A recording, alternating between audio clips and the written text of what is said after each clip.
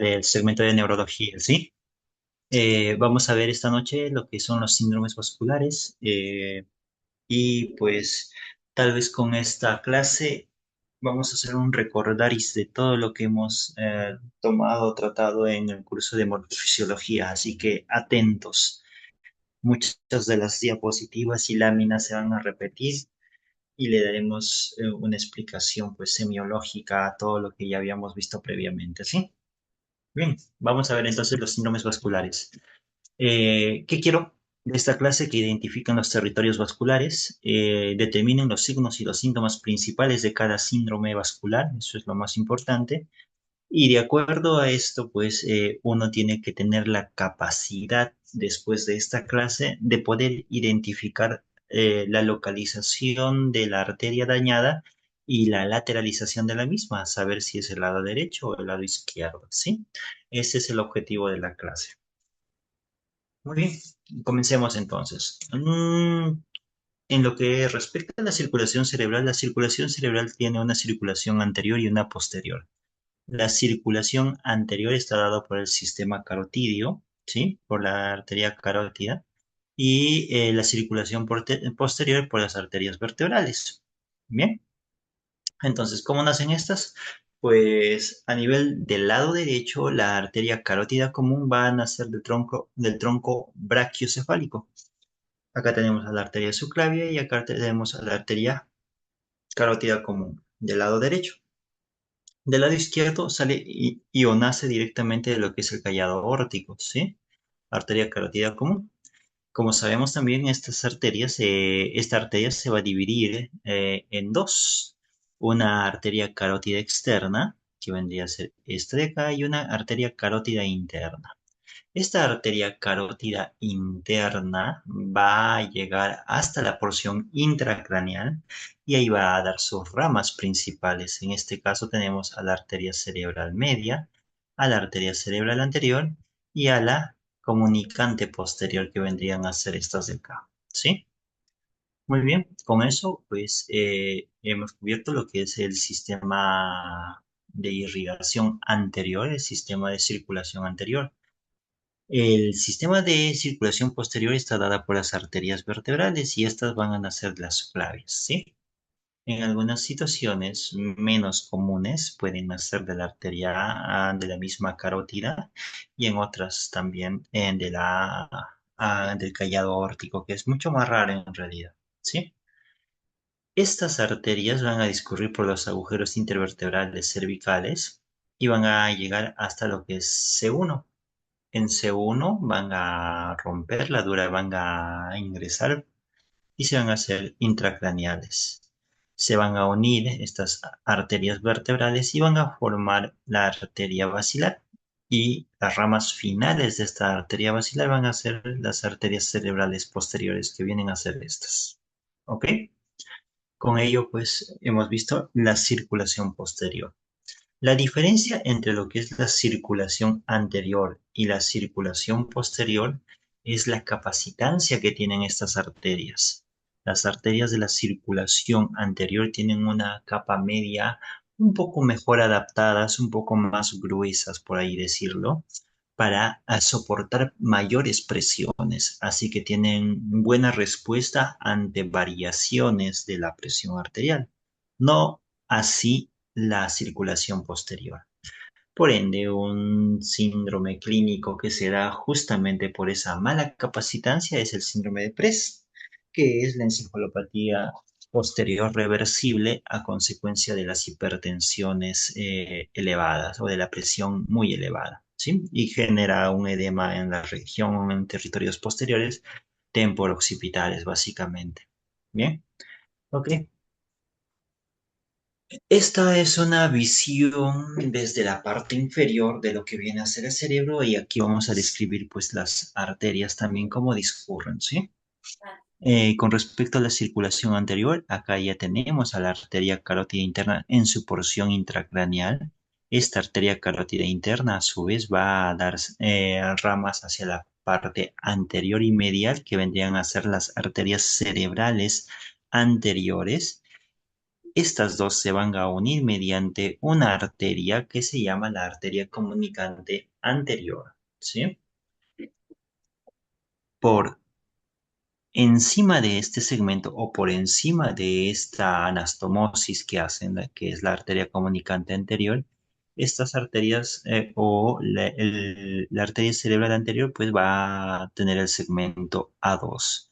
Antes, en esta porción, desde su inicio hasta la parte precomunicante vendría a ser la A1, ¿sí? Tenemos acá hacia las regiones laterales del cerebro lo que es la arteria cerebral media. Y en un momento más vamos a ver los diferentes segmentos que tiene.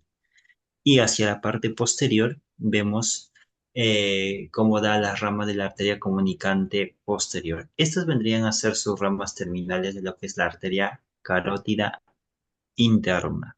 ¿Sí? Aparte de la arteria coroidea anterior y la arteria oftálmica, que vendrían a ser las otras arterias terminales. ¿Ok?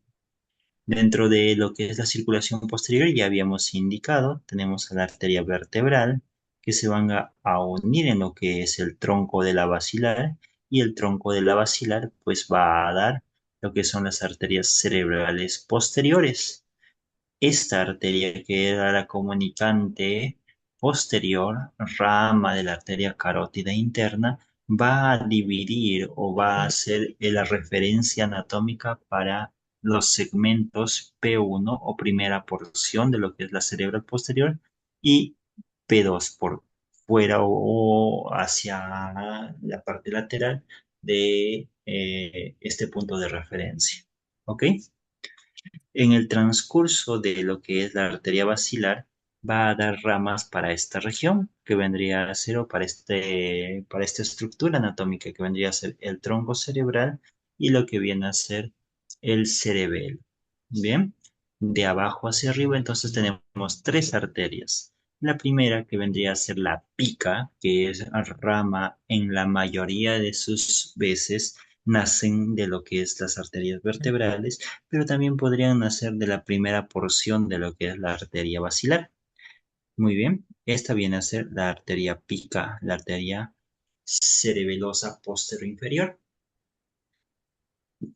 En la primera porción de lo que viene a ser el tronco de la basilar, en esa primera porción nace la siguiente arteria, que vendría a ser la arteria aica, la arteria cerebelosa anteroinferior. Y ya casi muy cerca de su porción final de lo que viene a ser el tronco de la basilar, va a nacer la SUCA, la arteria cerebelosa superior. A lo largo del trayecto de la arteria basilar, como podemos ver, vamos a tener vasos perforantes, rectos, cortos y largos, que van a irrigar básicamente la protuberancia y parte de lo que es el bulbo. ¿Sí?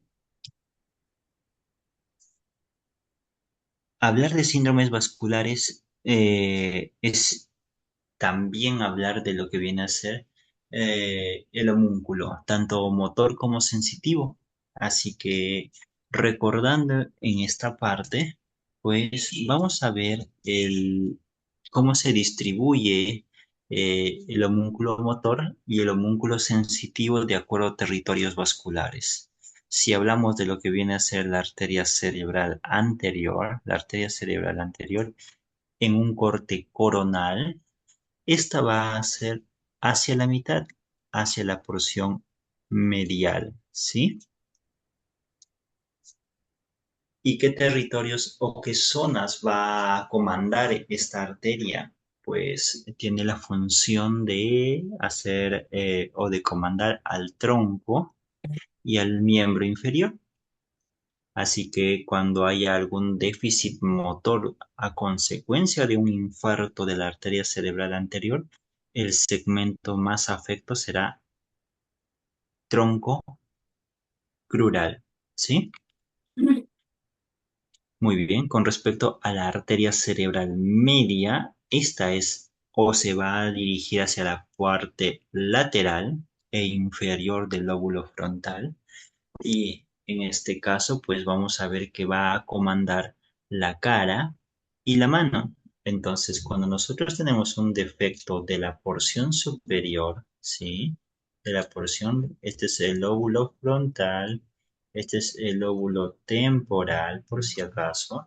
Si nosotros tenemos afección del lóbulo frontal a consecuencia del daño de la arteria cerebral media, pues el déficit motor principalmente será a predominio de la cara y de la mano, facio braquial, ¿sí? Muy bien. De igual manera, la distribución sensitiva es similar, siendo que la arteria cerebral anterior comanda el tronco y miembros inferiores, incluidos los genitales, y con respecto a la arteria cerebral media, tanto la lengua, la cara, como miembros superiores, ¿sí? Así que cuando tengamos algún déficit sensitivo, hipoestesias y o anestesia, pues será con un predominio ya sea fasciobraquial en el caso de la arteria cerebral media y o troncocrural en el caso de la arteria cerebral anterior. La arteria cerebral posterior, como pueden ver, no tiene función en el homúnculo sensitivo y motor. Así que normalmente cuando nosotros tenemos una lesión de la arteria cerebral posterior no vamos a ver afección de esas estructuras, ¿sí? Si nosotros hacemos un corte axial y un corte coronal, pues la distribución de la irrigación es de la siguiente manera. Vemos que hacia la porción anterior y medial tenemos la arteria cerebral anterior, ¿sí? La mayoría, como pueden apreciar, la mayoría del cerebro está irrigada por la arteria cerebral media. Miren ustedes, todo esto está irrigado por la arteria cerebral media, ¿sí? Y en la región posterior, el lóbulo occipital, básicamente la arteria cerebral posterior, ¿sí? ¿Ok? A nivel de lo que son los ganglios basales, a nivel de lo que son los ganglios basales, si se dan cuenta, acá nosotros tenemos ¿qué estructura? Al núcleo lenticular. Y el núcleo lenticular está formado ¿por quién? Por el putamen Dime, y el globo pálido, ¿verdad? ¿verdad? Muy bien. Entonces, ambas estructuras están irrigadas ¿por quién? Por la arteria cerebral media. La cabeza del caudado, a diferencia, la cabeza del caudado, a ver si apagan sus audios, Todos le chicos. han dicho menos han dicho esto que yo quería decir. Ah, muy bien.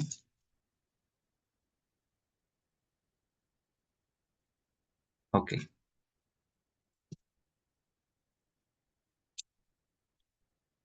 Mm, muy bien.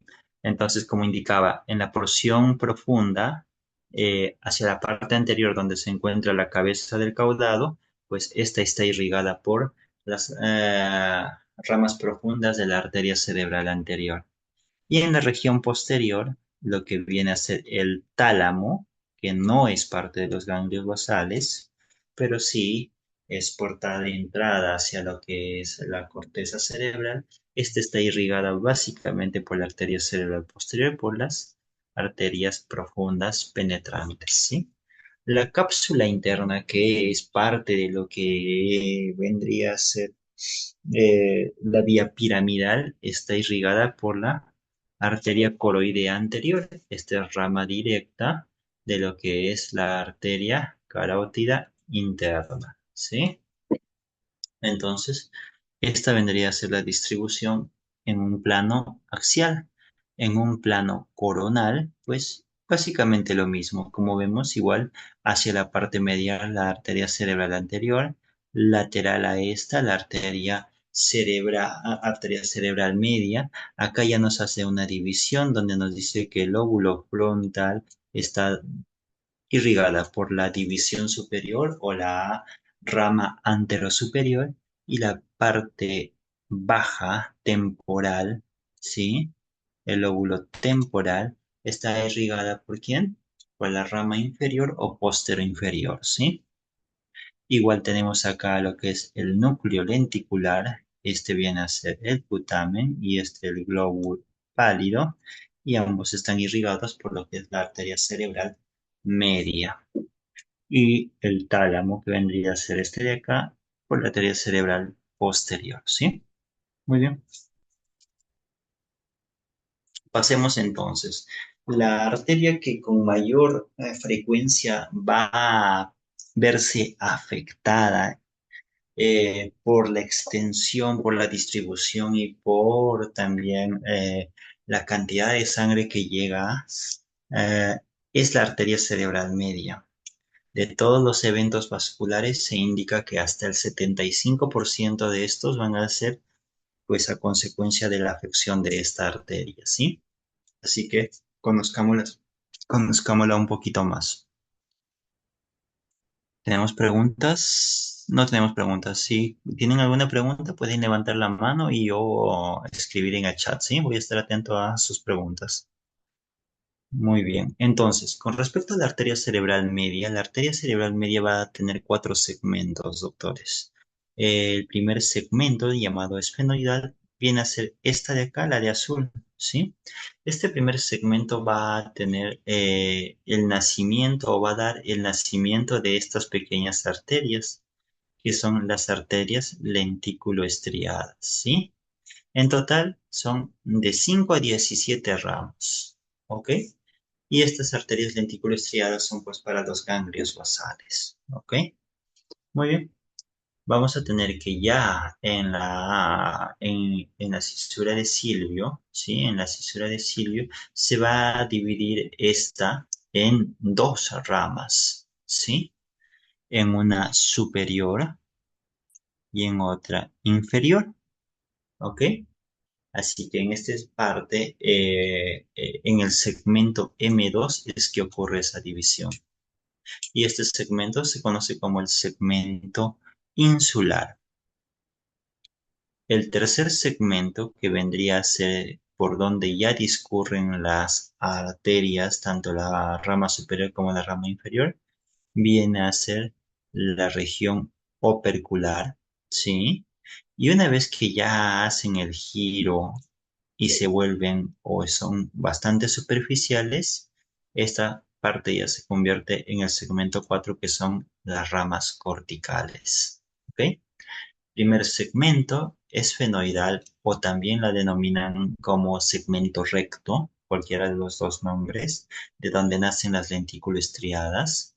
En el segmento M2 o insular es donde se divide la arteria cerebral media en sus dos porciones, arteria superior e inferior, antero superior y postero inferior, que va a ir hacia el lóbulo frontal, la antera superior, y hacia lo que es el lóbulo temporal, la posterior inferior. Ambas llegan a irrigar también parte de lo que es el parietal en ambas situaciones, ¿sí? Y vamos a ver que ya en su segmento M3 van a discurrir por lo que viene a ser la cisura de Sirio, por eso llevan el nombre del segmento opercular y finalmente el segmento cortical van a ser ya las ramas más pequeñas y más superficiales, ¿sí? Entonces, los infartos cerebrales pueden generarse, pueden darse en cualquier parte de la trayectoria de esta arteria. Así que vamos a ir delimitando los signos y los síntomas de acuerdo a la localización del infarto, ¿sí? En este caso vemos la arteria carótida y ni bien tenemos a la arteria carótida, pues acá ya tenemos el segmento recto o la porción M1 de lo que es la arteria cerebral media. Esta viene a ser la arteria cerebral anterior, su otra rama.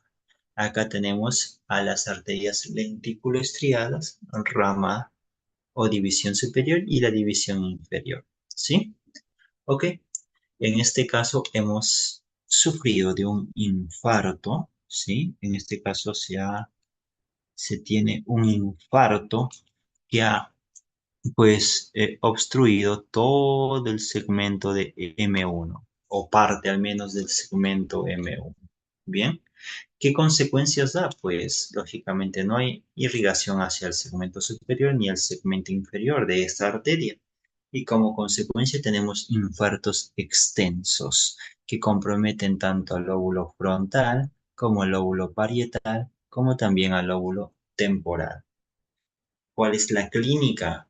Pues en estos casos vamos a cursar con una hemiparesia hipoestesia contralateral, ¿sí? Hemiparesia e hipoestesia contralateral y no tal vez una paresia, tal vez incluso una hemiplegia, bien, de acuerdo a la severidad de lo que viene a ser la pérdida de la fuerza. En la clase de síndrome piramidal hemos determinado pues cuándo es plejía y cuándo es paresia, ¿verdad? Si nosotros tenemos en la escala del MRC,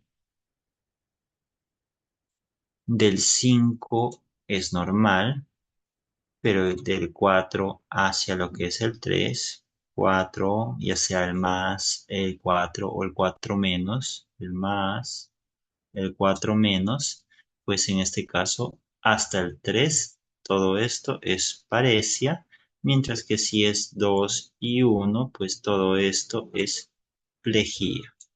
¿Ok? Entonces, el paciente podría tener una plejía y o paresia contralateral. Como se ve, afecto tanto la circunvolución precentral como la circunvolución postcentral, pues también cursa con hipoestesia y o anestesia, de acuerdo a la severidad, ¿sí? Si no siente nada, lógicamente es anestesia. Si siente algo de los estímulos superficiales y o profundos, será hipoestesia. ¿Ok? Al lesionar parte de lo que es la vía visual, que ésta discurre por el lóbulo temporal junto al tubérculo cuadrigémino que se encuentra muy cerca de lo que es el lóbulo temporal, pues estos pacientes van a cursar con una hemianopsia. ¿Ok? También cursan con una hemianopsia. Ahora, con respecto a los trastornos del lenguaje, recordemos que el área de Broca se encuentra acá, en la parte basal del lóbulo frontal, y el área de Wernicke en la circunvolución superior de lo que viene a ser el lóbulo temporal. Entonces, si vemos, se ve afectado ambos, no vamos a comprender y tampoco expresar parte del lenguaje o todo el lenguaje. Y eso es una afasia global. Siempre y cuando la zona dominante sea la que se afecta. Habíamos indicado que nosotros decimos si es dominante o no el óvulo, de acuerdo a si el lenguaje se encontraba en ese lóbulo, ¿verdad? En la mayoría de los casos, hasta en el 90% de los casos, el lenguaje se encuentra en el lóbulo izquierdo y es por eso que asignamos hacia el lóbulo izquierdo como la zona dominante. Entonces, cuando tenemos infartos del lado izquierdo de la arteria cerebral media del lado izquierdo, vamos a cursar con afasias en su mayoría, ¿sí? Hay excepciones del 10% y hasta de un 15 a 20% en los otros y de heminegligencia si es que es la zona no dominante. O sea, si yo me infarto en la zona contralateral en este caso, voy a cursar con una heminegligencia. Cualquier estímulo que yo genere en el paciente en el lado afecto, en este caso, el lado izquierdo del paciente, si yo estoy dañando hacia lo que es el lado derecho, la afección se va a ver pues expresada en el hemicuerpo izquierdo, ¿verdad? Entonces, si yo me acerco desde su lado izquierdo al paciente, si yo le hablo desde el lado izquierdo del paciente, si yo le hago ruido desde su lado izquierdo, el paciente probablemente no me vaya a hacer caso, ¿sí? Entonces, esa es una heminegligencia, ¿ok? Ahora también los pacientes pueden cursar con apraxias. Esto básicamente es por daño del lóbulo frontal, ¿sí? Así que es una característica clínica que se comparte con lo que es la arteria cerebral anterior, que también irriga el lóbulo frontal, ¿ok?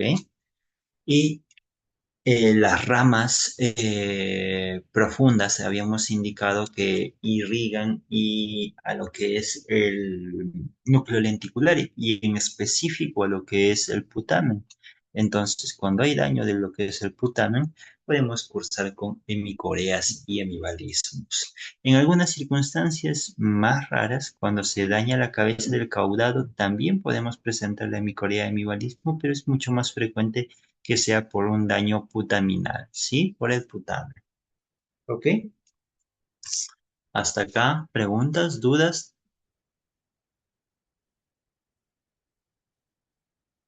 Bien, entonces continuemos si todo está quedando claro. ¿Cómo evaluamos el lenguaje? Y ya lo habíamos visto en la clase de morfofisio, tiene componentes el lenguaje, ¿sí? Dentro de este componente, dentro de estos componentes tenemos a la expresión o fluidez, qué tan rápido hablamos, y hacemos un conteo en un minuto donde indicamos que por encima de 400 palabras indicamos que el paciente es normofluente, hipofluente desde 150 hasta 400 y por debajo de 150 afluente, ¿sí? Pero es pues un poco difícil hacer ese conteo en la práctica. A lo que nos limitamos en estas circunstancias es a ver qué tan rápido habla el paciente, si hay muchas trabas y o algunas palabras para determinar si es hipofluente, afluente o normofluente. Con respecto a la comprensión, que es el segundo componente, a los pacientes les pedimos pues que en el protocolo del NIHSS, que es lo que se usa para estos pacientes, se le pide o se le da órdenes, tanto verbales como motrices.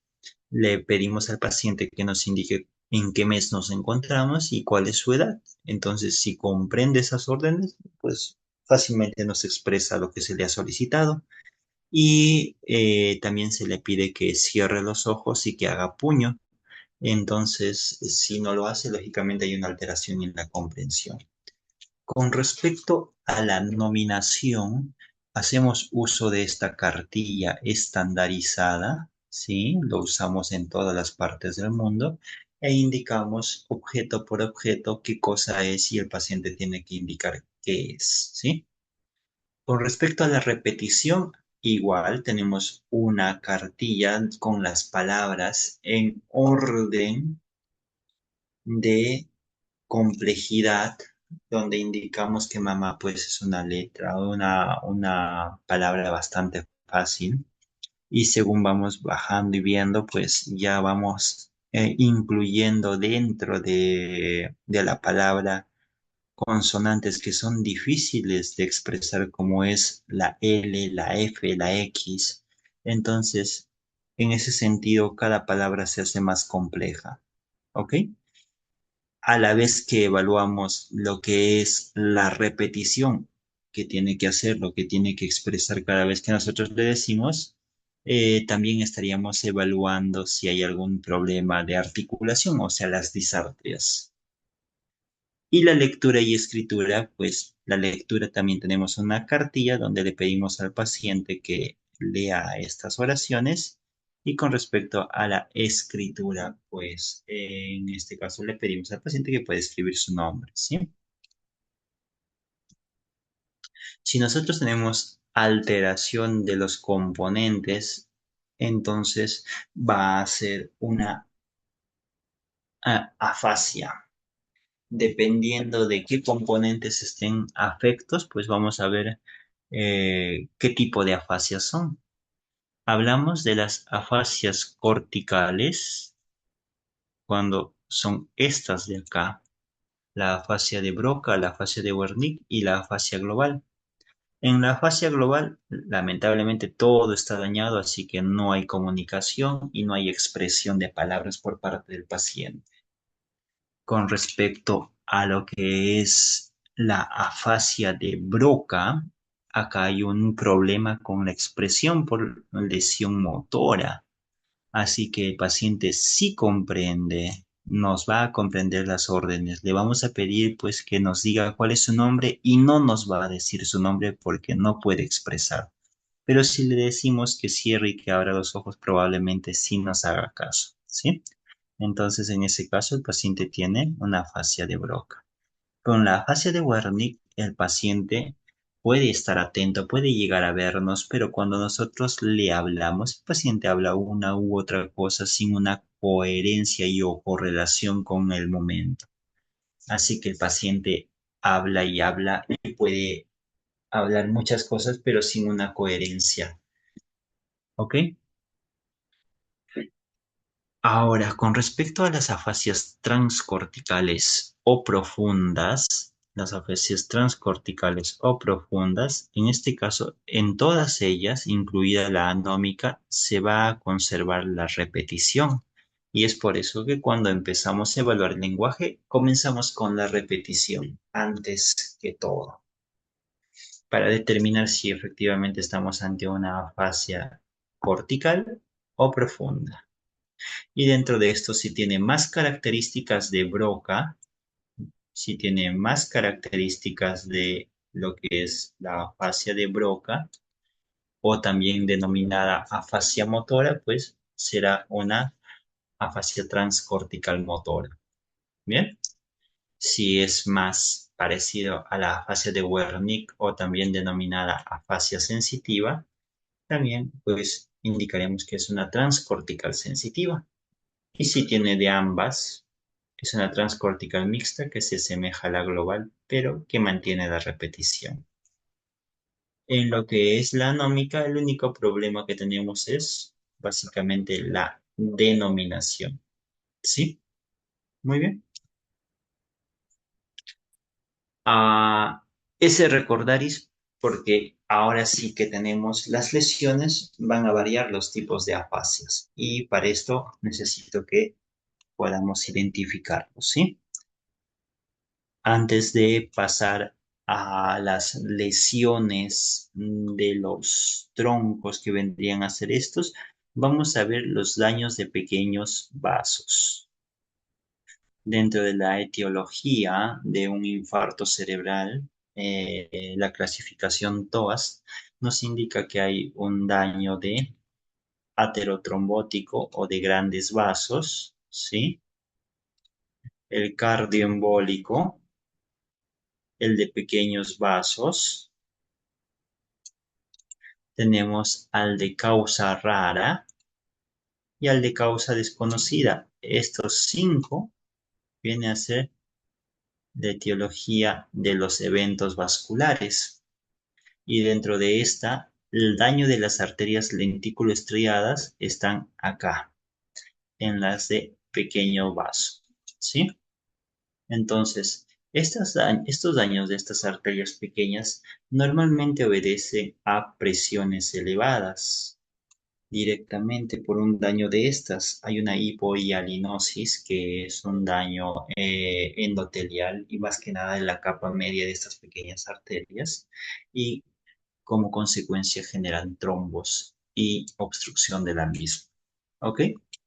Eh, Estas arterias lentículo-estriadas van a dar irrigación a los ganglios basales, habíamos indicado, a nivel de lo que viene a ser la base del cerebro, pero a nivel troncal también teníamos vasos rectos, y esos vasos rectos, ramas de la arteria basilar, también van a condicionar y o a generar, ¿qué cosa? Daño de pequeños vasos, ¿verdad? Y también a síndromes lacunares se llaman, ¿sí? Estos síndromes lacunares, que es un tipo de síndrome de pequeños vasos, son los siguientes más frecuentes. En realidad pueden llegar a ser hasta 21 tipos de síndromes, pero los más frecuentes son estos cinco de acá. Tenemos el síndrome sensitivo puro cuando solamente hay una afección sensitiva y en este caso la ubicación de la lesión será a nivel de lo que es la arteria cerebral media, sí, en su porción M1 con afección de lo que viene a ser la cápsula interna en el brazo posterior. ¿Sí? Si nosotros nos ubicamos acá en la cápsula interna, vamos a ver. Si nos ubicamos acá en la cápsula interna, este viene a ser el brazo anterior, esta la rodilla y este el brazo posterior. Y dentro de lo que es el brazo posterior, pues tenemos a la vía piramidal que va desde la rodilla y posterior a esta vía piramidal tenemos a lo que es la vía sensitiva, ¿sí? La vía sensitiva. Entonces, la afección viene a ser en la parte posterior de la cápsula interna, brazo posterior, o sea, en la parte más posterior, ¿sí? Esta región. Ahora, si yo tengo la afección motora pura, el daño va a estar a este nivel, o sea, o en la rodilla de la cápsula interna o muy pegada a la rodilla, pero sigue siendo brazo posterior la afección. Si es sensitivo motora, lógicamente será una extensión un poco mayor, ambos. La disartria mano torpe en su mayoría se debe a afección de la rodilla, de lo que es la cápsula interna, ¿sí? Pero en algunas situaciones también es por daño de la base a nivel de lo que es la protuberancia. Y la hemiparexia ataxia, de igual manera, base de lo que viene a ser la protuberancia. ¿Ok? Entonces, básicamente estos dos vienen a ser por la arteria cerebral media y esta por la arteria basilar, pero esta de acá, la disartria mano torpe, también podría ser por la arteria cerebral media. ¿Ok? ¿Cuál es la característica clínica del déficit motor? Habíamos indicado que cuando el daño es de la arteria cerebral media, la porción faciobraquial es la que más se daña con referencia a la crural. Si hablamos de lo que es la arteria cerebral anterior, la crural es más que la faciobraquial. En el caso de la arteria, en el caso de lo que es estas pequeñas arterias lentículo-estriadas, al conglomerarse todas las fibras motoras, tanto correspondientes a la región crural como a la región faciobraquial, todas ellas se conglomeran a nivel de esta pequeña zona que es la cápsula interna. Y cuando se daña esta zona, pues no hay un predominio, en realidad es simétrico. Así que no hay un predominio entre lo que es la fasciobraquial y la crural cuando es daño de las arterias perforantes o lentículo-estriadas, ¿sí? Esa es una característica semiológica que nos hace discriminar dónde podría estar ubicada la lesión, ¿ok? Al igual que la porción o la hipoestesia sensitiva, que también todas las fibras pues se conglomeran y genera una hipoestesia directa simétrica. Para recordar un poco lo que es la irrigación de los núcleos de la base, hemos indicado que que el caudado estaba irrigado por la arteria cerebral anterior, ¿sí? Hemos indicado que lo que es la arteria coroidea anterior va a irrigar lo que es la cápsula interna, la región o el brazo posterior, y parte de lo que es el globo pálido y el putamen, y el brazo anterior del globo pálido va a ser por la arteria cerebral media. El tálamo va a ser por la arteria cerebral posterior. ¿Ok? Muy bien. Con respecto a la arteria cerebral media, su porción superior, o sea, estamos hablando del lóbulo frontal y también parte del lóbulo parietal, ¿sí?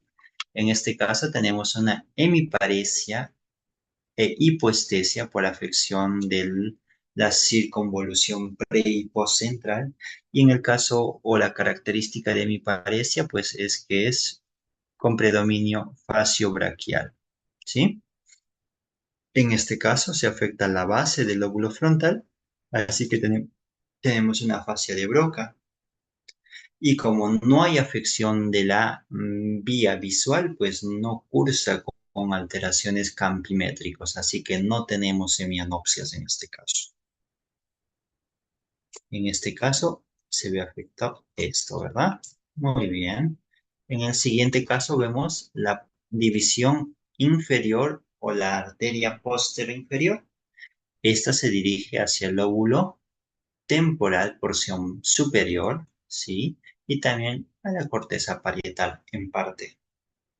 En el caso de estos pacientes vamos a cursar con un defecto campimétrico, hemianopsias, ¿sí? Contralaterales, una afasia de Wernicke porque tenemos afección de lo que es el área de Wernicke y en este caso pues no se ve afectada nada de lo que viene a ser la vía piramidal, así que no hay paresia.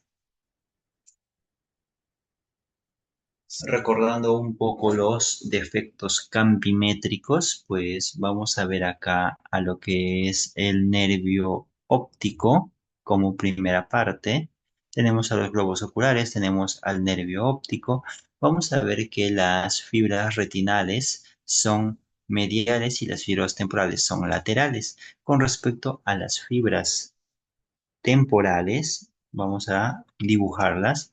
A las fibras temporales, estas no decusan, eso lo hemos visto en clase, mientras que las fibras de retinales sí decusan, ojo, ¿sí? Así que es por ese motivo, las fibras nasales del otro ojo sí decusan y las fibras temporales no decursan. Ojo, acá tenemos al tracto óptico, que vendría a ser esta estructura, el tracto óptico. Van a llegar a lo que es al cuerpo geniculado, núcleo geniculado lateral, y del núcleo geniculado lateral se va a reorganizar y van a discurrir las fibras en forma de radiaciones ópticas, tanto por la corteza temporal como por la corteza parietal, ¿sí? Ahora, ¿qué pasaría con los defectos campimétricos de acuerdo a la localización de las lesiones? Esto es lo normal, estamos viendo, se ve bien todo. Si nosotros tenemos una lesión a este nivel que viene a ser la A, ¿sí? Normalmente son por lesiones del nervio óptico tipo neuritis óptica tal vez, y o infartos del nervio óptico. En este caso se da una ceguera ipsilateral a la lesión, o sea, del mismo lado de la lesión. ¿Ok? Si nosotros tenemos una afección a este nivel, a nivel de lo que es el quiasma óptico, ¿sí? Quiasma óptico, en estos casos tenemos por debajo a la silla turca y es muy frecuente las lesiones tumorales en la silla turca como los macroadenomas. Estos macroadenomas pueden ejercer un efecto compresivo sobre este quiasma óptico y generar este déficit campimétrico. Bien, si se dan cuenta, esta es la fibra, pero todo se ve cruzado. Entonces lo que no veo es esto y de esto de igual manera no veo esto. Entonces lo que tengo es una hemianopsia heterónima bitemporal, ¿verdad?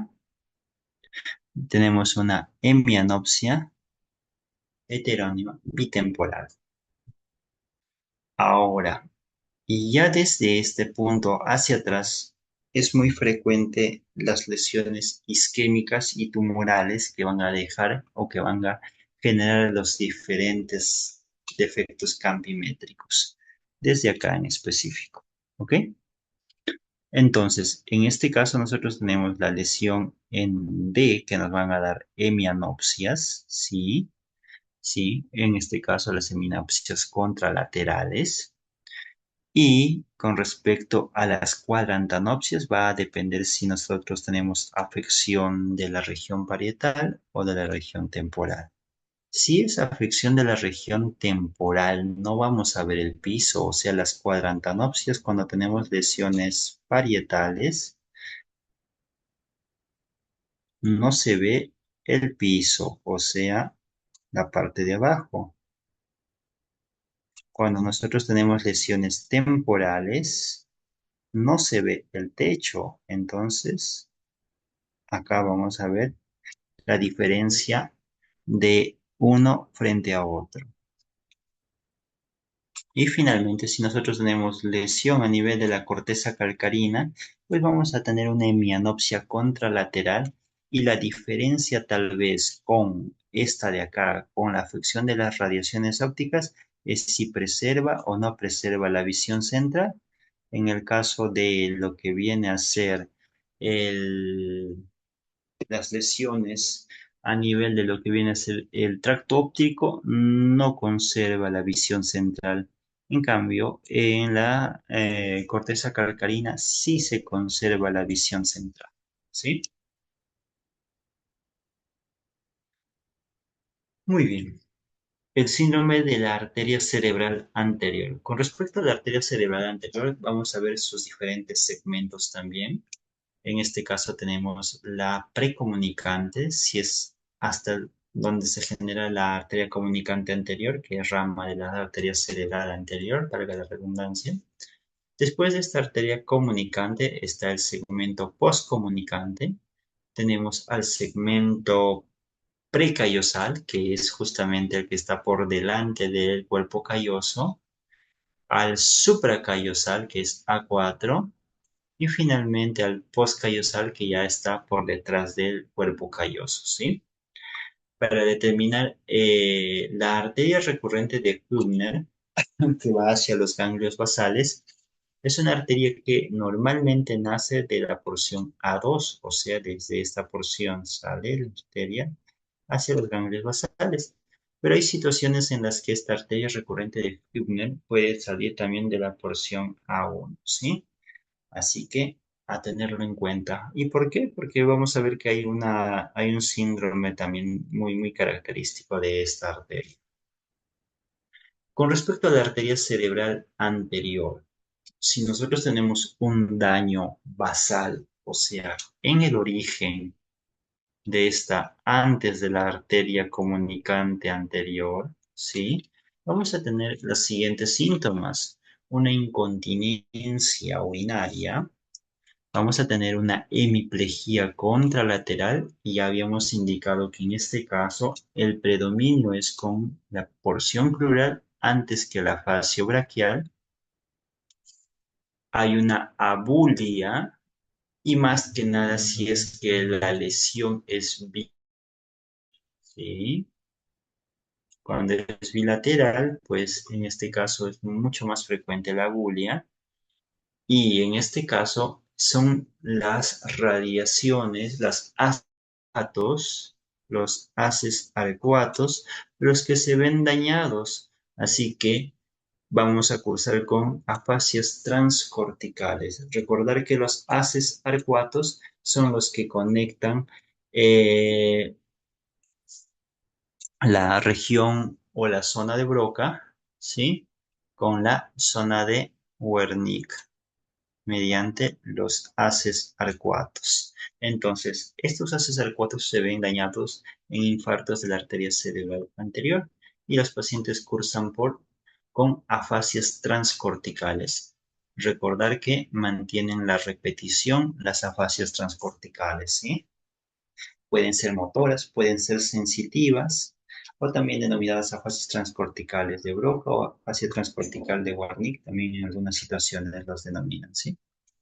Y pueden cursar también con dispraxias y o apraxias con predominio de los miembros inferiores. Hay una alteración en la marcha. Los pacientes se olvidan de cómo caminar. así que les es dificultoso mantener una marcha adecuada, ¿sí? Eso por afección más que nada de la región crural, ¿ok? Y si este se dio por encima de lo que viene a ser la arteria comunicante anterior, pues los síntomas son los siguientes. Hay una hemiplegia contralateral con predominio crural, eso ya lo habíamos indicado. Hay un déficit sensitivo y también por afección de la circunvolución postcentral con predominio crural también en este caso. También puede cursar con las afasias transcorticales y las dispraxias. La diferencia con la anterior es esto básicamente, abulia e incontinencia. Estos dos están comandados más que nada por el lóbulo cingulado que vendría a ser este de acá, ¿sí? Entonces, parte de lo que viene a ser el lóbulo cingulado es el control de lo que viene a ser emociones y la incontinencia se ve también asociado a lesiones profundas, ¿ok? Es frecuente tener esto también, ¿sí? Que haya una lesión bilateral de ambas arterias cerebrales anteriores. A diferencia de la arteria cerebral media que no nace o que es muy difícil que nazca solamente de un lado del cerebro, en este caso sí puede haber un nacimiento de una sola arteria de ambas arterias cerebrales anteriores. Es frecuente esta variante anatómica. Y la consecuencia de un infarto a este nivel y por consiguiente de ambas arterias cerebrales anteriores es lo siguiente: hay una abulia completa y una pérdida de la iniciativa y de la espontaneidad. Hay una apatía profunda. Tú le hablas al paciente y el paciente no te contesta. Uno pensaría que está pues en una o tiene una afasia el paciente, una afasia global, pero no es así. Es por la apatía a veces que no contesta. Hay un mutismo asinético, el paciente no se mueve, ¿sí? No quiere conversar, impresionaría que está incluso como que muerto en vida. Alteraciones severas de la marcha. Recordemos que había una dispraxia del miembro contralateral. En este caso, cuando se ve afecto, pues ya los dos miembros tienen esta alteración, así que ya es severa la alteración en la marcha. Hay una apraxia de la mirada y hay una alteración en el control de esfínteres. ¿Sí? Con respecto a la arteria recurrente de Hübner, que va hacia lo que es ganglios basales, en este caso, cuando se daña esta arteria, vamos a tener una hemiparesia faciobraquial sin pérdida sensorial. Si se dan cuenta, el predominio de la afección, siendo rama de la arteria cerebral anterior, es faciobraquial, ¿sí?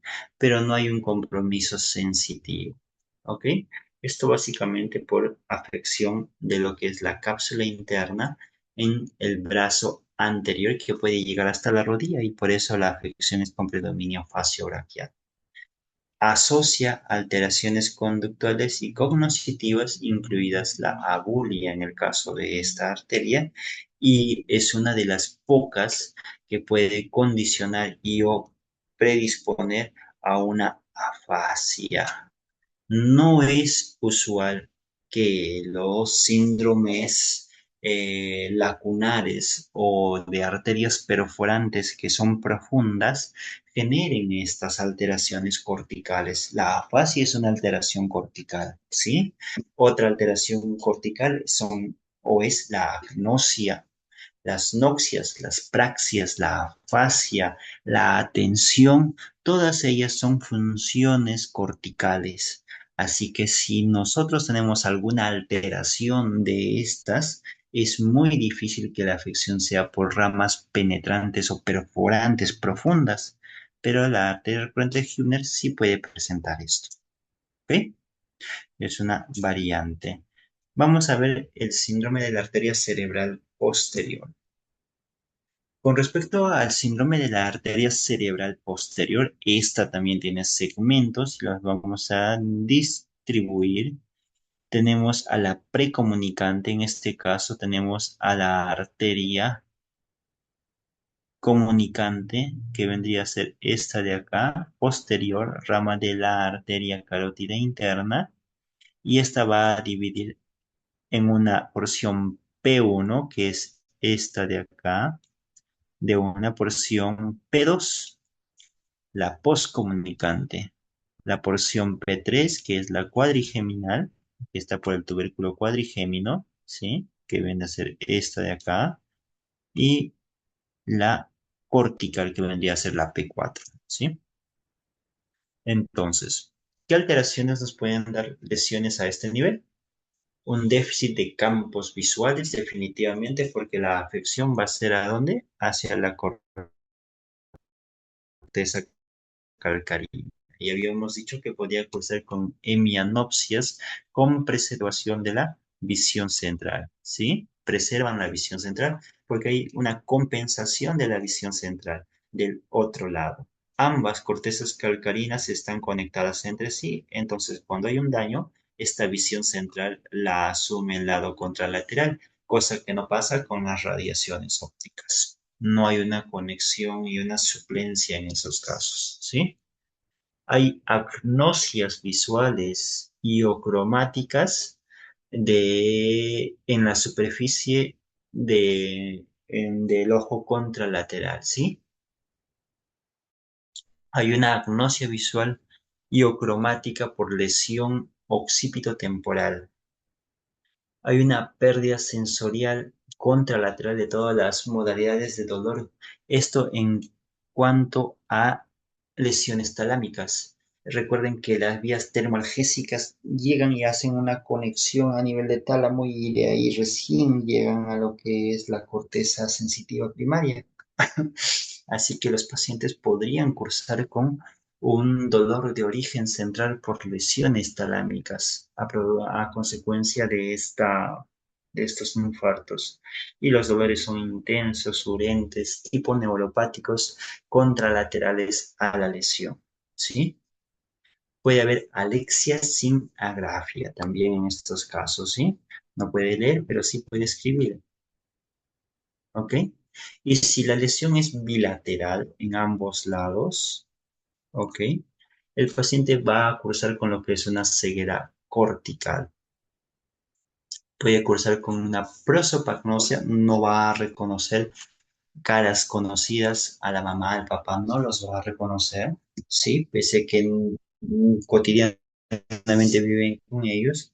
Y se puede dar este fenómeno o síndrome de Anton.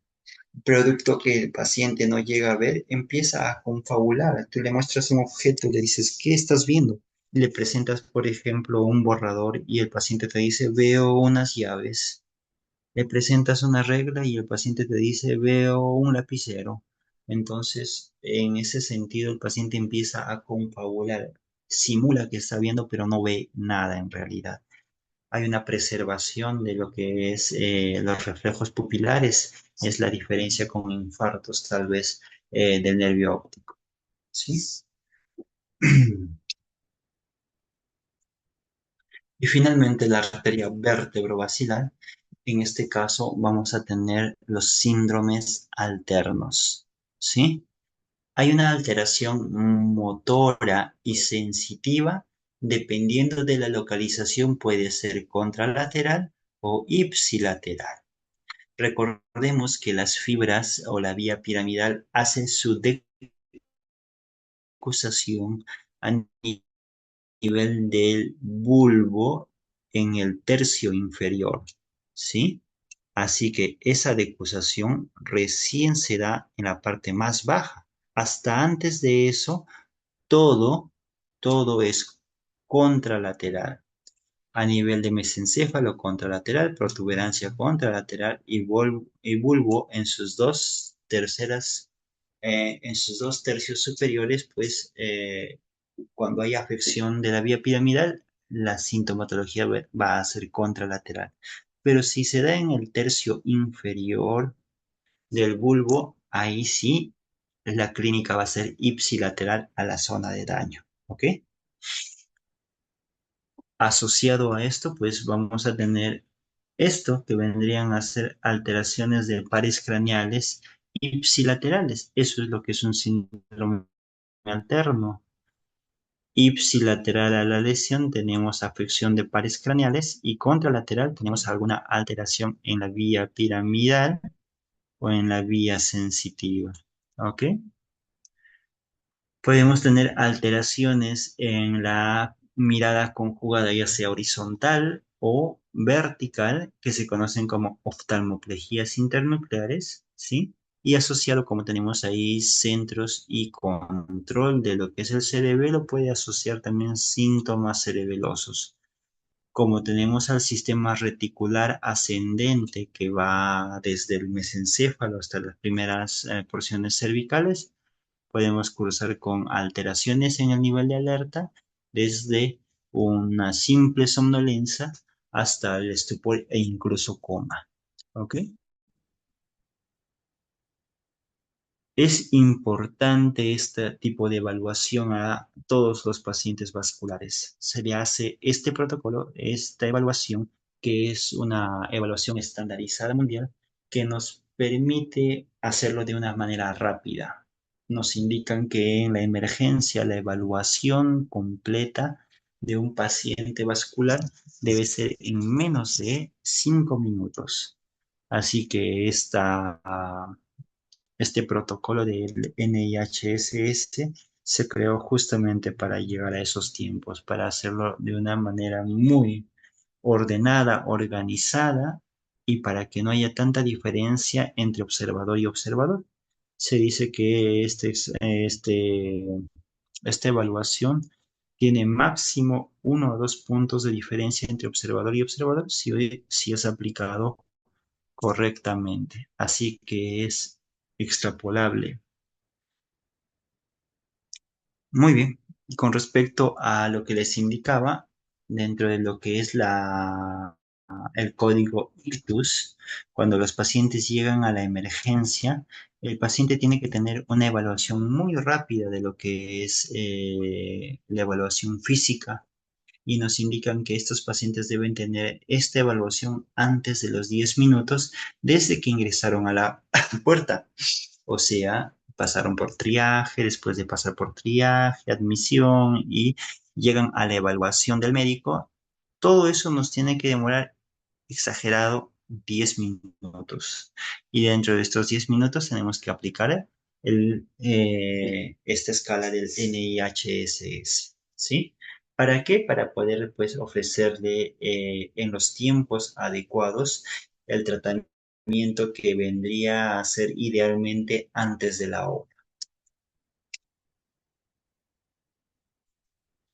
Este protocolo del NIHSS nos va a permitir determinar la gravedad al ingreso de estos pacientes, nos va a permitir monitorizar en el proceso de su hospitalización para toma de decisiones tanto al ingreso como en el transcurso.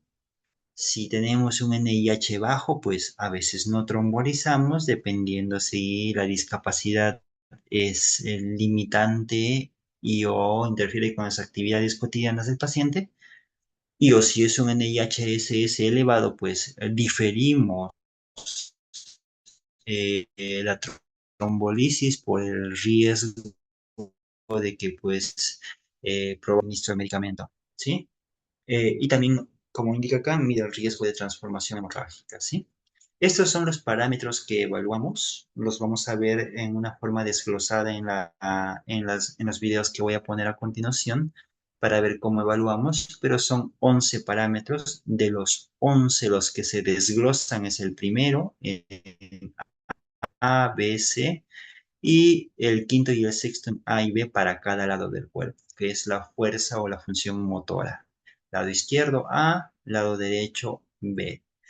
El puntaje leve de 2 a 5, en estos casos no llegamos a trombolizar salvo la discapacidad sea limitante para sus actividades cotidianas. Un pianista, por ejemplo, que tenga un leve déficit motor, pues puede alterar su calidad de vida, así que en estos casos podríamos trombolizar. Pero si es un ancianito de 80 años, ya jubilado, que solamente está en casa y tiene este NIHSS, pues normalmente, probablemente difiramos la trombolisis. O si estamos hablando de un NIH por encima de 20, pues asumimos que el infarto es extenso y en estos casos hay un riesgo elevado de conversión hemorrágica durante el procedimiento, así que nos permite tomar decisiones al ingreso. Y si el paciente aumenta su NIHSS, imaginemos que llega con 10 y nos aumenta hasta un 20, por ejemplo, nos indica que algo está yendo mal, entonces también nos permite parar el procedimiento y tomar decisiones como una tomografía de nuevo, ¿sí? De igual manera, durante la hospitalización nos puede indicar el aumento de esta, pues una conversión hemorrágica y o tal vez una evolución del mismo trombo, así que nos permite ver y hacer el seguimiento de estos pacientes. ¿Ok? Entonces, veamos cómo es que evaluamos el NIHSS.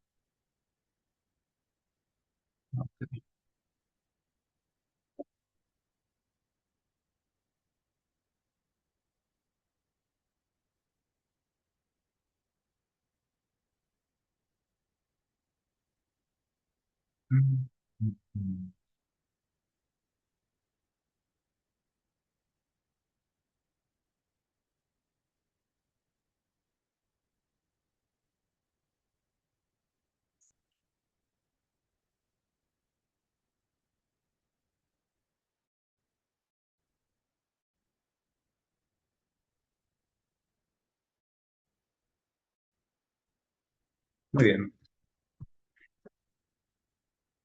En la primera parte del NIHLS vamos a ver lo que viene a ser el nivel de alerta, que vendría a ser el parámetro 1A.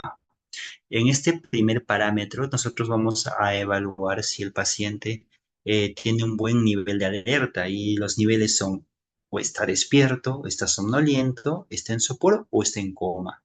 De acuerdo a cómo pues nos dirijamos al paciente, lo encontremos, si está con los ojos abiertos, nos dirige la mirada, nosotros pues tomaremos la decisión de si el paciente está o alerta, o somnoliento, o en estupor o en coma. ¿Sí? Muy bien. La siguiente parte es la respuesta a órdenes verbales. ¿Sí? Y en este caso, pues nosotros le pedimos al paciente que nos dé la respuesta a dos preguntas, que es ¿cuántos años tienes y en qué mes nos encontramos? Se le asigna el puntaje en el primer caso del 1A, antes de continuar, en el 1A se le asigna el puntaje de 0 cuando es normal o está alerta, de 1 cuando hay somnolencia, de 2 cuando hay sopor y de 3 cuando está en coma. En el caso de las respuestas a las órdenes verbales, si el paciente falla una de ellas, es un punto. Si falla dos, es 2 puntos. Si acierta con las dos, es 0 puntos. Como se van dando cuenta, según vaya fallando en la evaluación, tendrá mayor puntaje. ¿Sí? Ahora, en la tercera parte, nosotros le pedimos al paciente que haga dos órdenes. Uno, que cierre los ojos y la segunda, que haga puño. ¿Sí? Entonces, en este caso, Si falla una, un punto. Si falla las dos puntos. La segunda parte, esa vendría a ser uno a uno b y uno c, ¿verdad? Ahora, en esta segunda parte, nosotros vamos a ver lo que es la mirada conjugada horizontal y para eso le vamos a pedir al paciente que siga con la mirada, solamente con la mirada, sin mover la cabeza, nuestra mano.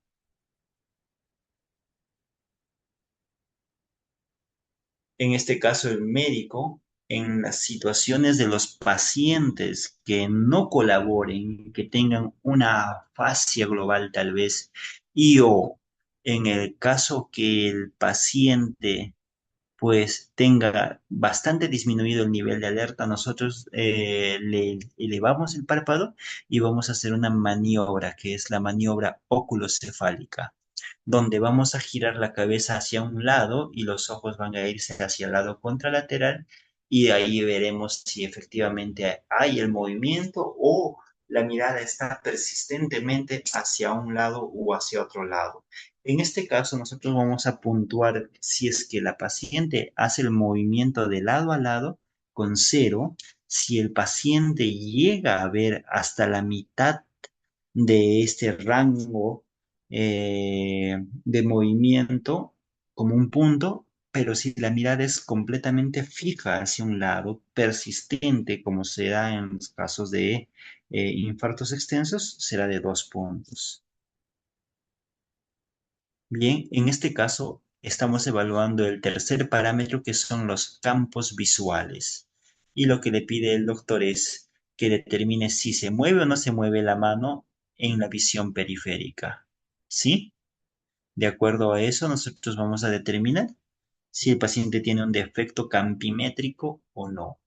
Si la paciente tiene una hemianopsia completa, serán 2 puntos. Si es una hemianopsia parcial y o cuadrantanopsia, será un punto. Y si la visión de campos visuales está conservada, es 0 puntos.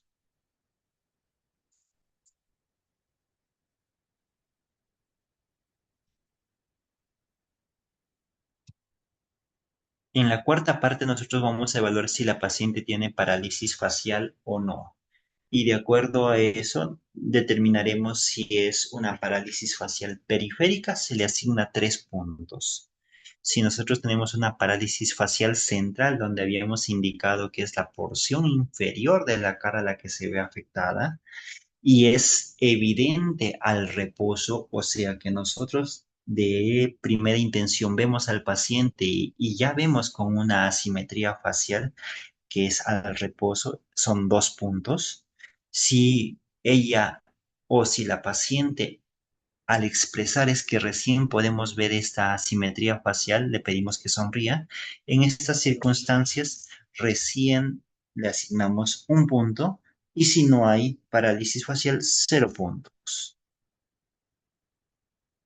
En este caso, vamos a pedirle al paciente que eleve los brazos, pero no de la manera como le está haciendo el doctor, sino que lo hacemos de lado a lado. Primero le pedimos que eleve el lado izquierdo y luego el lado derecho del brazo para evaluar lado a lado, ¿sí? Acá hay una discrepancia, hay una diferencia de evaluación, cómo se debe hacer, y lo que podemos determinar es, de acuerdo a cómo se presenta, pues este déficit motor también lo puntuaremos. Y para eso hacemos un conteo regresivo desde 10 hasta 1. Si el paciente mantiene sin fluctuaciones, sin la caída del brazo durante estos 10 segundos, es 0 puntos. Si hay fluctuaciones, o sea, cae un poco y vuelve a su posición, cae otro poco y vuelve a su posición, o hay una caída progresiva pero sin llegar a tocar la camilla durante estos 10 segundos, mantiene en el aire, sería 1 punto. Si el brazo cae antes de los 10 segundos, llega a tocar la camilla antes de los 10 segundos, son 2 puntos. Si el paciente solamente puede moverlo segmentariamente, o sea, no llega a vencer la gravedad y solamente puede moverlo en su eje en la cama, ahí serán 3 puntos. Y si no hay movimiento, 4 puntos.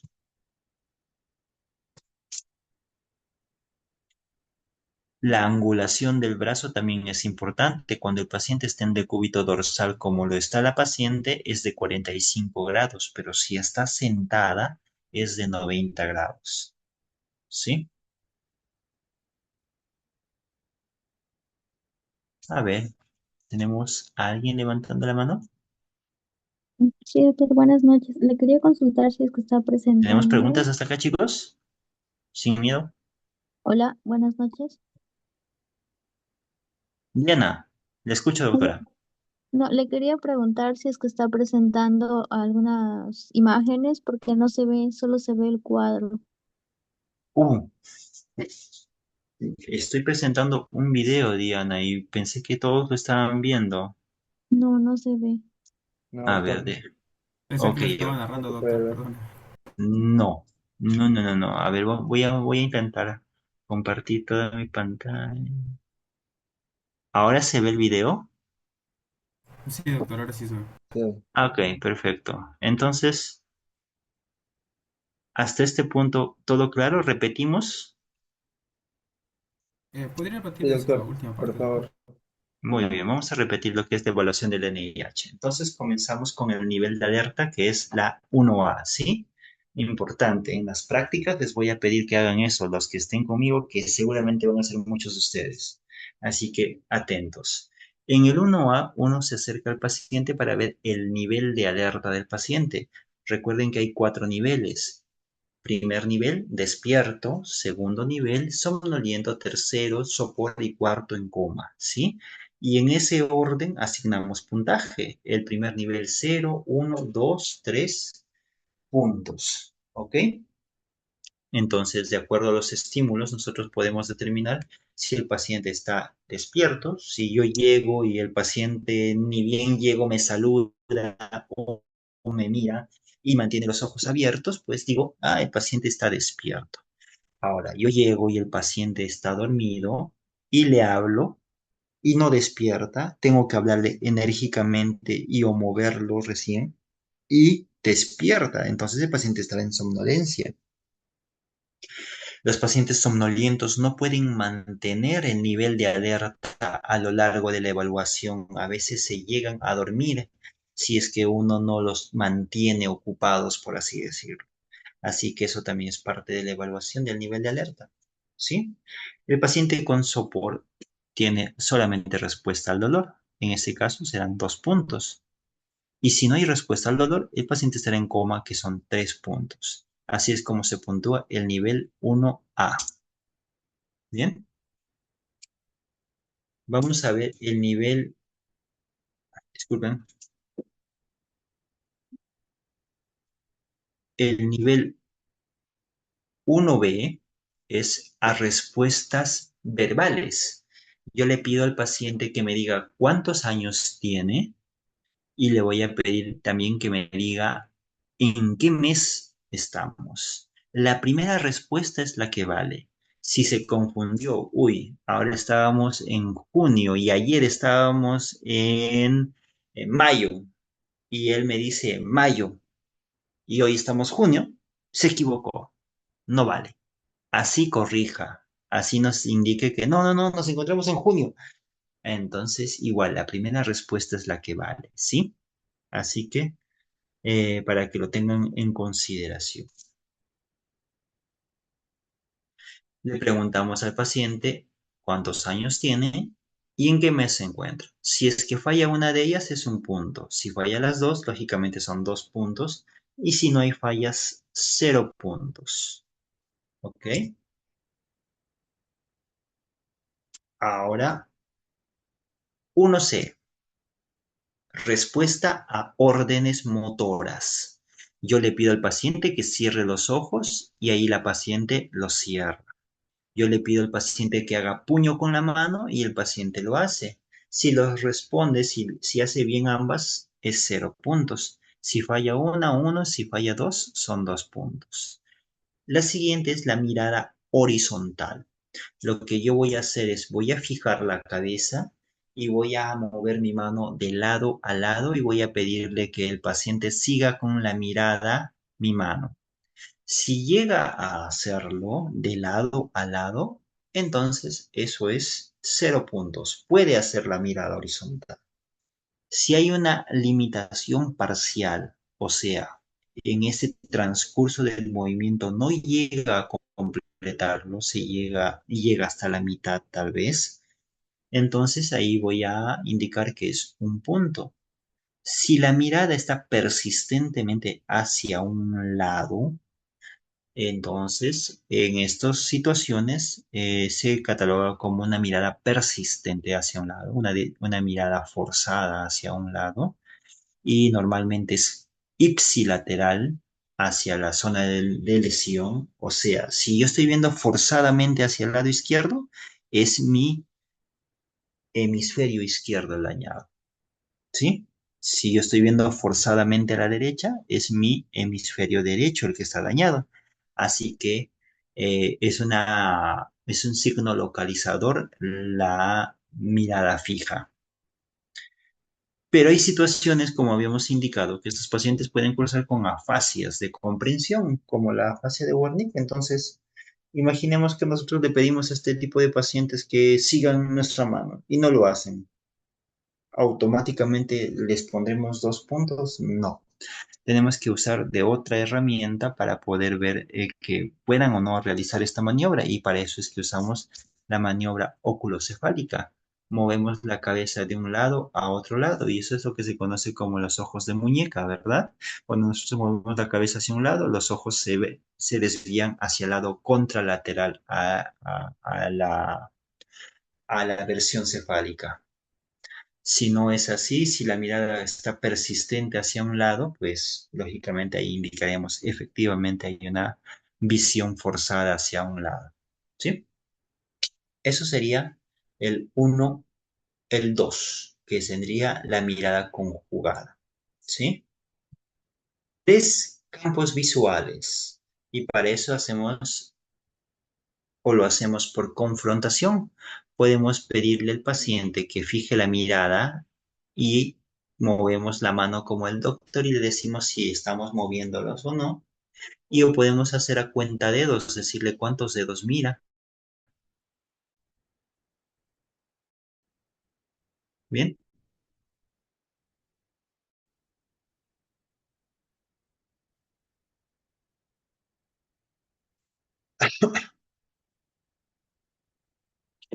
esa sería la parte 3.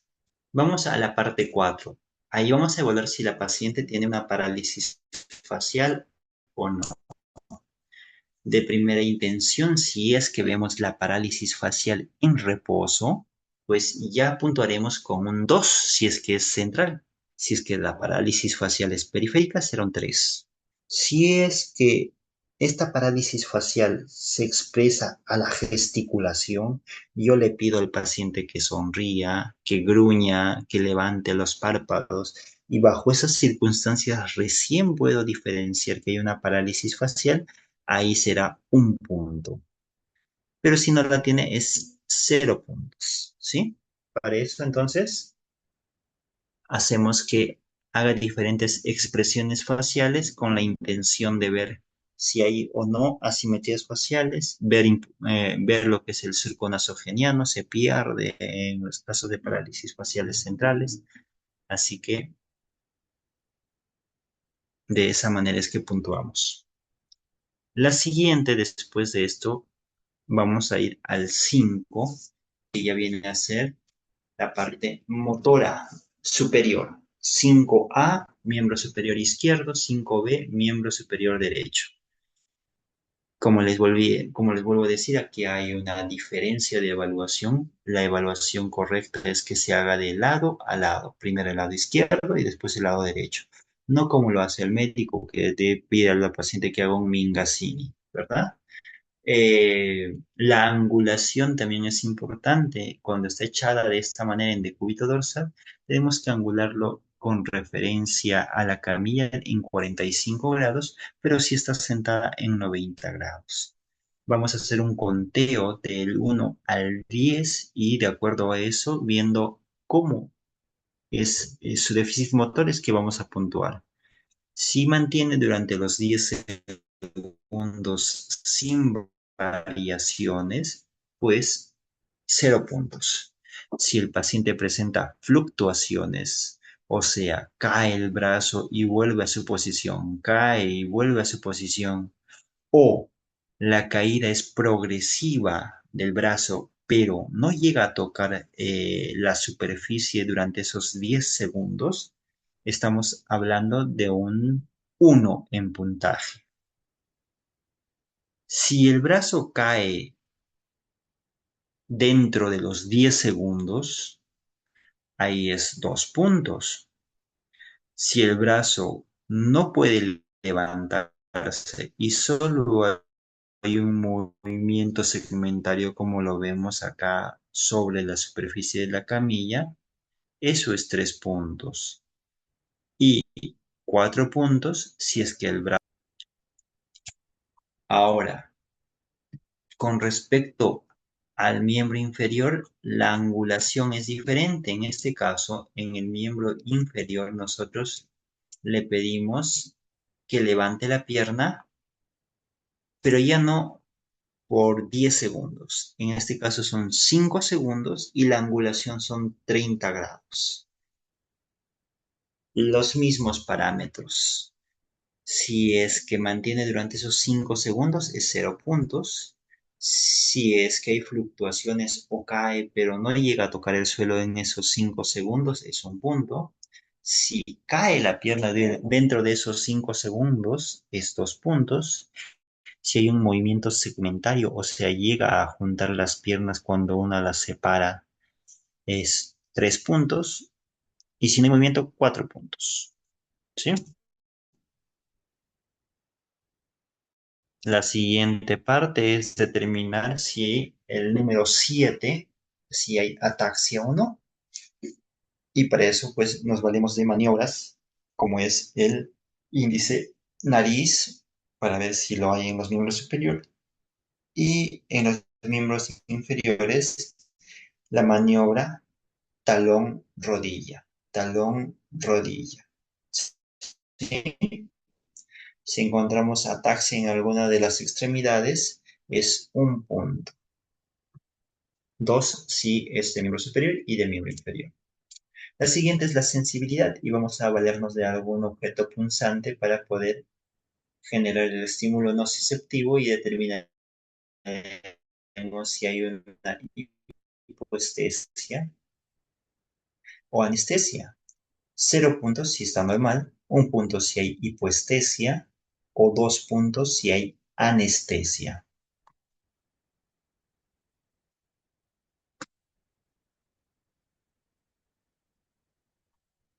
La siguiente parte vamos a evaluar el lenguaje con sus diferentes componentes que ya hemos determinado. La comprensión, la nominación, la repetición, fluencia, lectura y escritura, con las cartillas que les he mencionado anteriormente. Si el paciente presenta un trastorno del lenguaje, una afasia, ya sea completa o global, o de Wernicke, 1 punto. 0 puntos si está normal. Después vamos a ir al parámetro 10, que vendría a ser articulación de la palabra disartria. Si la disartria es leve, es 1 punto. Si la disartria es moderada, son 2 puntos. Y si ya el habla es ininteligible, es una disartria severa, son 3 puntos.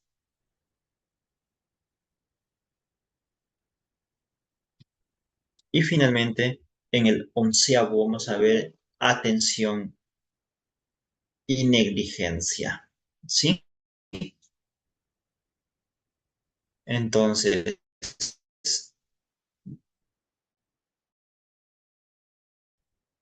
vamos a ver si el paciente responde a estímulos visuales y a estímulos táctiles.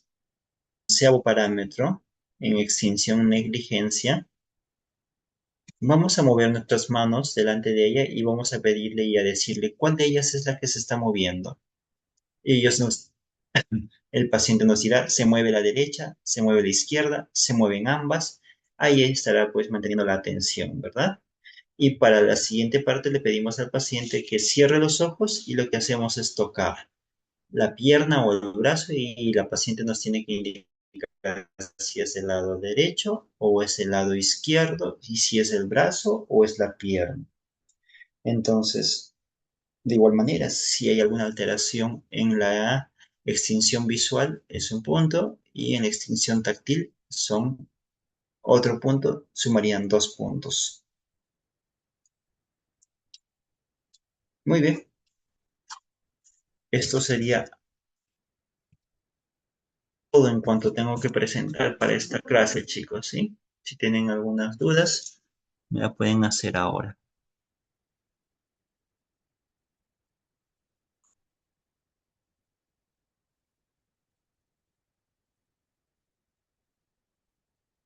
Ok, creo que no hay preguntas de momento. Bien, chicos, entonces nos estamos viendo hasta la próxima semana para continuar con las clases a la misma hora por el mismo canal, ¿sí? ¿Estamos? Sí, Sí, doctor. doctor. Bien, cuídense. Gracias, doctor. Buenas noches. Gracias, doctor. Buenas noches. Gracias, doctor. Buenas noches, doctores.